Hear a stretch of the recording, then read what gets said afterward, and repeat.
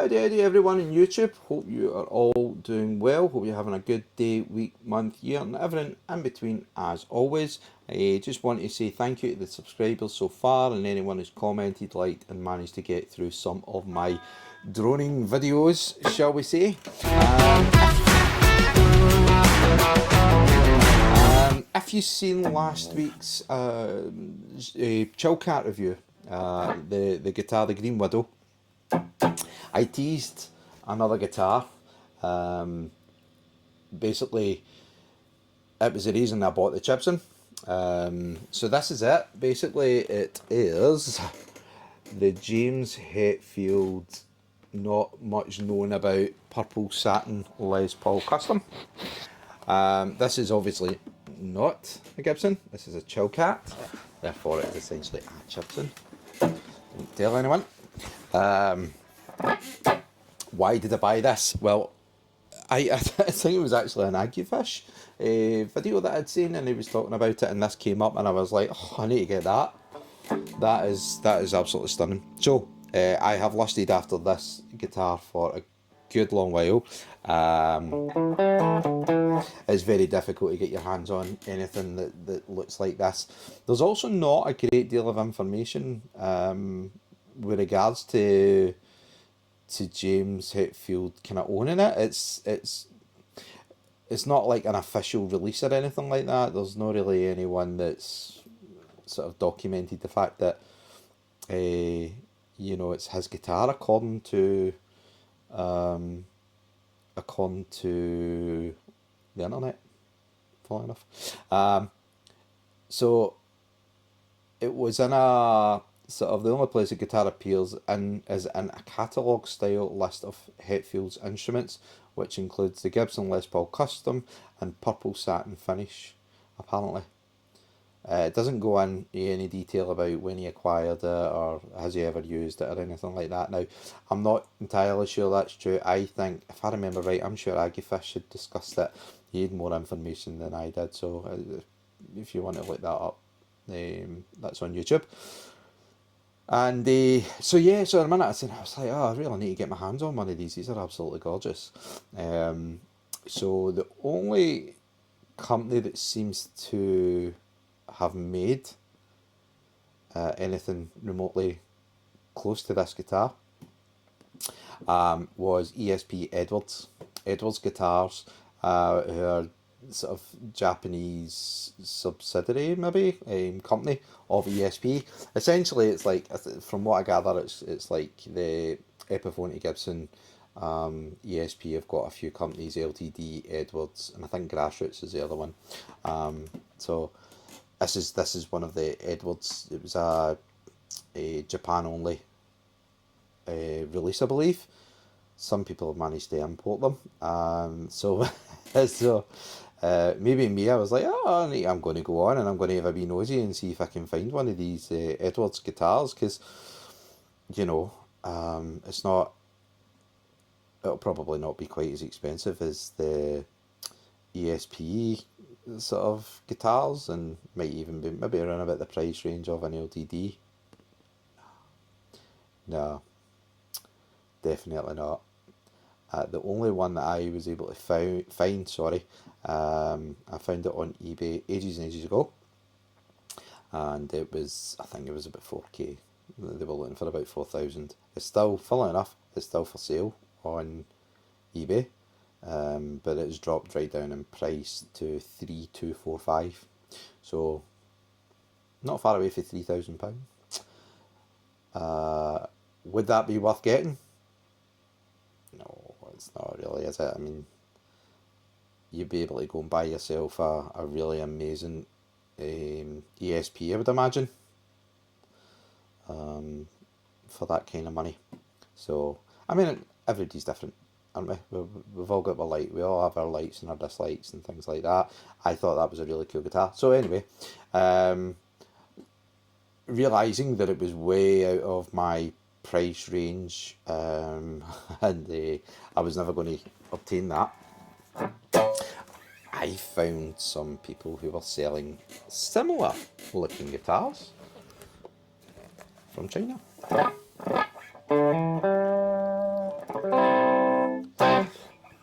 So when I seen it, I thought, actually, even if that's a wall piece, I want it.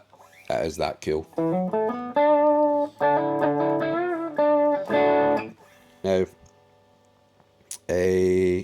when it arrived, if you had watched last week's video with the Green Widow, you'll know that the pickups were absolutely smashed in and caved in. Right? Reached out to the seller. Sorry if you've already heard this. Reached out to the seller and advised that, you know, the state that it arrived in. The seller had said that the pickups they were buying for like just over $1 each.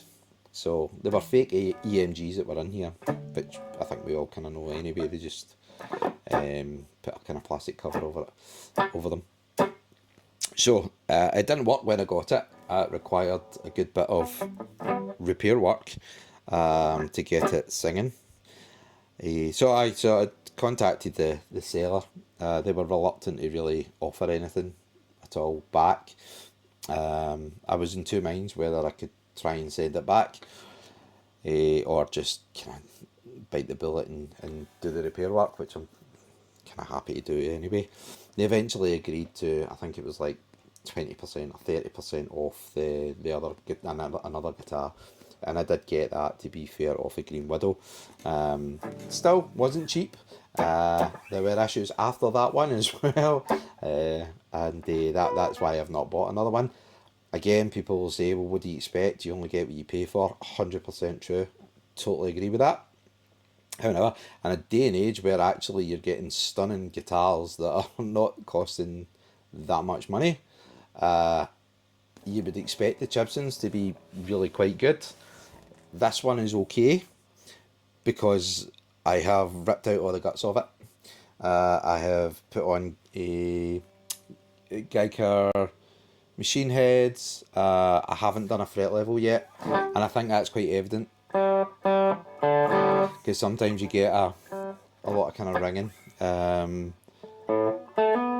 I think it was supposed to be stainless steel frets that's on it as well, but don't know, could be, might not be, could be cheap ones, because apparently stainless steel comes in different grades, and yeah, you can get really crap grades of stainless steel frets. So actually sometimes they're better with the nickel ones that you get. So I decided I was going to upgrade it myself, so obviously getting that wee discount. Didn't get a discount after the other one came damaged as well. But the EMGs, so I went out and I purchased EMG 81 and 85 active. I think Hetfield was known for using them at one point. I know he has his own signature models as well. But I like these. These are cool. I believe you can get a set for like $179.99 for Andertons right now. I'm looking at it. So £6 shipping.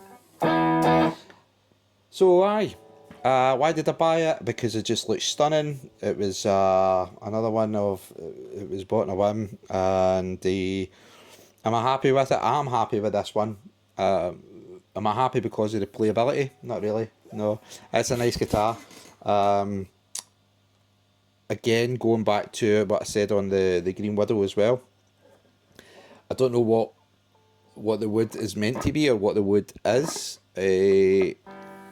I think that was supposed to be ebony. It's very thirsty, so it needs a regular polish on the fretboard. Sorry. I use F1 oil, and on all my other guitars, you know, 1 or 2 coats of that has it absolutely stunning for ages. But on these guitars, they seem to drink a lot of that wood. So whether it's a cheaper grade wood or whatnot, I'm not sure. The neck is a chunky. It's a chunky. Not something I am overly into using, or sort of. I don't dislike it, but I don't love it either. What I do like is the lovely satin finish. It makes it easier to play. But I would say not far away from baseball bat territory. whereas the Green Widow is sort of, I would say, more the slim C sort of neck. However, as I say, it's fun to play. It's a lovely guitar. I love it. I love it. Do I use it regularly? No. Do I like to look at it? Yep.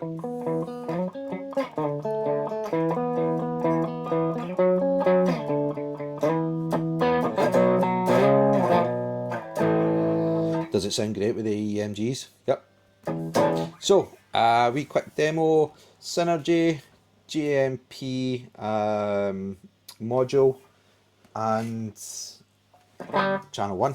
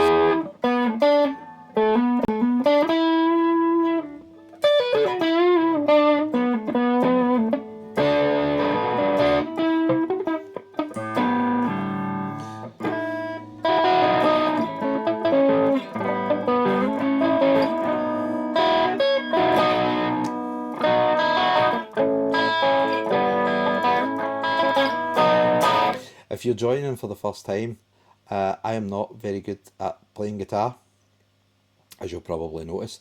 I'm not a shredder yet, but I'm practicing. But I'm also not using AI. No,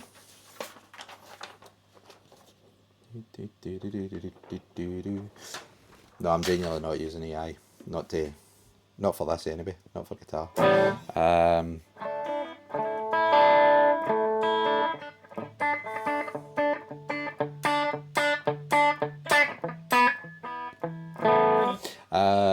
Yeah, I don't claim to be a great player. I don't claim I'm a bedroom player. I don't claim to be here to teach you guitar. I do try and do a couple of videos each week. One of them is more focused around sort of mental health and the looking after ourselves and using the guitar as a distraction, basically a coping mechanism. And the other videos I'm doing seems to be doing alright is I'm doing like a wee weekly review as well of guitars, and that seems to be doing alright. So I will continue as I can doing this.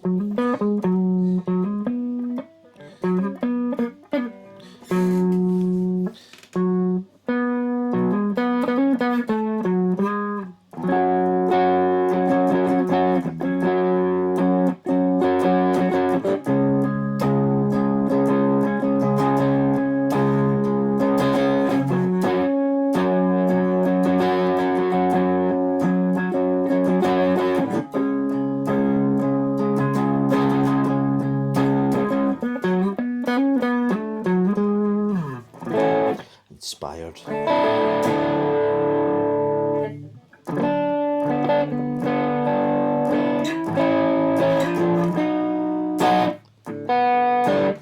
So let's put a wee bit more gain on.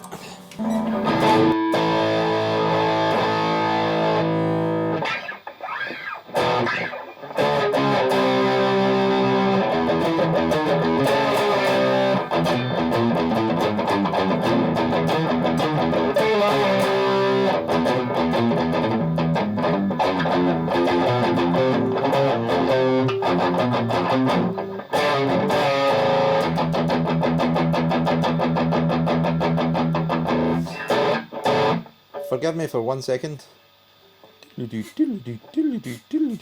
I have to check and make sure I am in tune.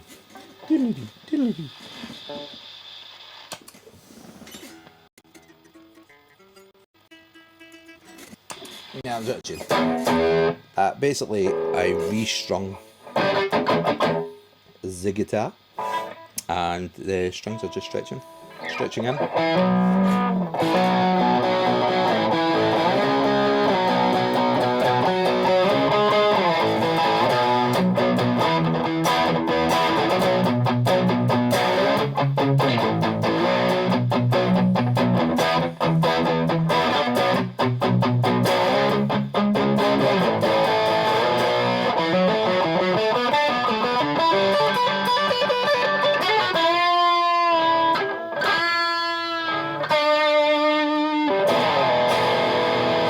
So much fun.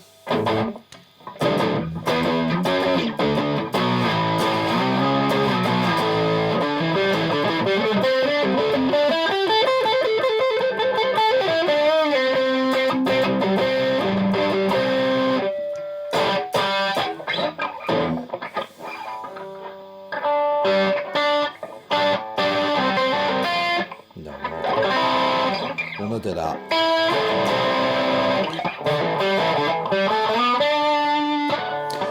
So, everyone, thank you so much for watching this. This is a wee kind of shorter video. There's more to come, more cool videos to come. So I hope you enjoyed this one. I hope you've managed to make your way through it all.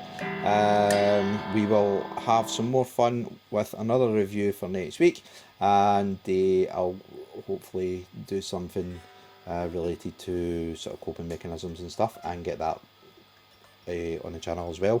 As always, thank you so much for watching. I would appreciate if you wouldn't mind subscribe, let the sort of channel grow, and yeah, so have a good day, week, month, year, and everything in between, as always, and lots of love to every single one of you. Thank you so much. Take care. Bye bye.